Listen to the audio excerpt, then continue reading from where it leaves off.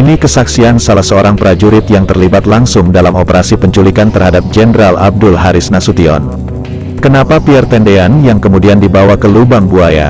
Seperti diketahui, pada dini hari tanggal 1 Oktober tahun 1965, segerombolan tentara, sebagian berasal dari Resimen Cakrabirawa, sebagian lagi dari Yon 530, dan sekelompok sukarelawan pemuda rakyat PKI menyatroni rumah Jenderal Abdul Haris Nasution di Jalan Teuku Umar.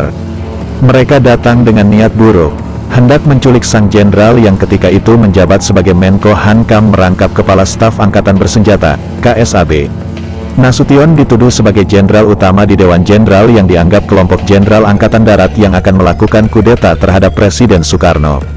Pada dini hari itu, ada 7 jenderal yang akan diculik oleh kelompok tentara yang mengatasnamakan gerakan 30 September itu. Nah, Nasution adalah salah satunya, bahkan, dia target penculikan utama, tapi sejarah pun mencatat, Nasution bisa selamat dari upaya penculikan itu. Meski kemudian putrinya Ade Irma Suryani jadi korban, tertembak peluru yang ditembakkan dari senjata oleh salah satu tentara penculiknya. Tidak hanya Ade Irma yang jadi korban, salah satu ajudannya Letu Pierre Tendean juga jadi korban.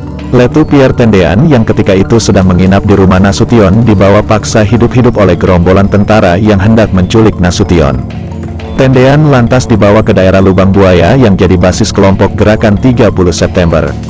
Di Lubang Buaya, Tendean dibunuh bersama 3 jenderal lainnya yang berhasil diculik hidup-hidup oleh gerombolan G30 SPKI tersebut.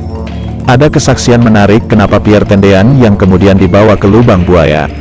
Ada cerita memang, jika Pierre Tendean dibawa gerombolan penculik para jenderal itu karena disangka sebagai Jenderal Nasution.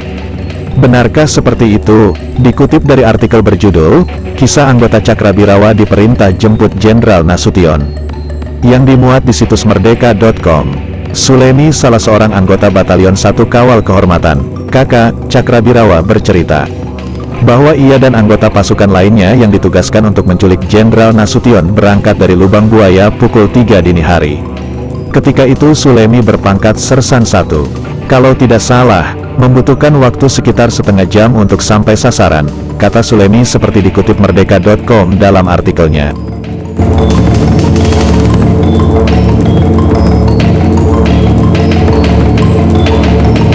Sulemi mengaku, ketika itu pasukan yang akan menculik Jenderal Nasution sempat salah sasaran. Nyasar dulu ke rumahnya J. Leimena, salah seorang wakil Perdana Menteri yang memang rumahnya tak jauh dari rumah Nasution. Penyebabnya, Idris, tentara yang jadi penunjuk jalan salah mengidentifikasi rumah Nasution. Pasukan kami sempat nyasar ke tempatnya Pak Leimena, wakil Perdana Menteri. Karena penunjuknya, Pak Idris, waktu itu juga salah, kata Sulemi. Pasukannya salah sasaran karena memang di rumah Leimena juga ada pos penjagaan militer. Karena itu disangka rumah tersebut adalah rumah Nasution.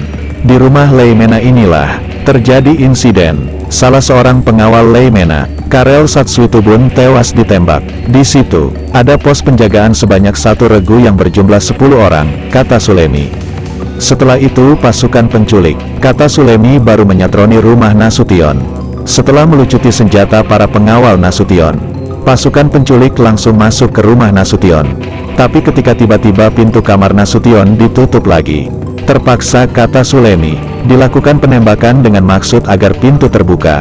Sulemi mengklaim ketika itu ia dan 2 teman lainnya, Haryono dan Suparjo, mengetuk pintu kamar Nasution secara baik-baik. Tapi pintu kembali ditutup dengan tiba-tiba setelah sempat dibuka. Sulemi ketika itu berpikir, Nasution akan menyelamatkan diri. Maka, gagang pintu pun diberondong peluru. Akhirnya gagang pintu yang terkunci ditembak hingga terbuka.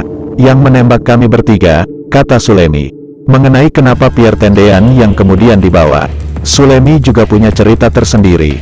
Kata dia, proses penangkapan Pierre Tendean sendiri ia tidak tahu persis. Karena yang menangkap Pierre Tendean adalah Idris, si penunjuk jalan yang sempat salah menunjukkan rumah sasaran. Idris pun kembali melakukan blunder, menyangka Pierre Tendean itu adalah Nasution. Kalau proses ditangkapnya Tendean secara pasti, saya tidak tahu, karena yang megang Tendean itu Pak Idris tadi.